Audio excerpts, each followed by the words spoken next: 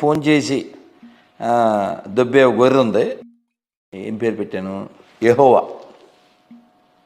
Right right యెహోవా, right యెహోవా గొర్రె.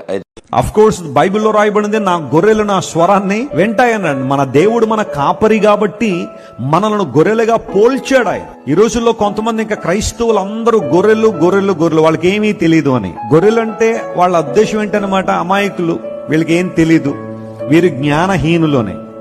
అలాంటోడు ఒక్కసారి Google open చేసి నువ్వు వాడుతున్న ప్రతి వస్తువు ఎవడు కనిపెట్టాడు ఒక్కసారి పరిశీలన చేయను. నువ్వు వాడుతున్న ప్రతి వస్తువు ఎవరు కనిపెట్టారని ఒకసారి ప్రశ్నించు. నువ్వు గొర్రెలను అపహాస్యం చేస్తున్న వాళ్ళే కదా అవన్నీ కనిపెట్టింది. నువ్వు వాడుతున్న ఫోన్ వాళ్ళు కనిపెట్టింది, ఇంటర్నెట్ వాళ్ళు తీసుకొచ్చింది, కంప్యూటర్ వాళ్ళు కనిపెట్టింది, నువ్వు వాడుతున్న మందుల దగ్గర నుండి ఆఖరికి బాల్ పాయింట్ పిన్ను దాకా వాళ్ళు కనిపెట్టిందే. అంత కనిపెట్టినవన్నీ వాడుకుంటూ వాళ్ళు గొర్రెలను అమాయకులుగా వాడుతున్నావు అంటే అసలు గొర్రె ఎవరు? నువ్వు కదా, అమాయకుడు నువ్వు కదా. గొర్రెలను ఏ సందర్భంలో ఉపయోగించారంటే ఆ కాపరి స్వరాన్ని మాత్రమే వింటాయి. గొర్రెలు ఎవడి స్వరాన్ని పడితే ఆడ స్వరాన్ని వినవు, మా కాపరి స్వరం మాత్రమే వింటాం. హల్లెలూయా. And our shepherd is our lord and our God.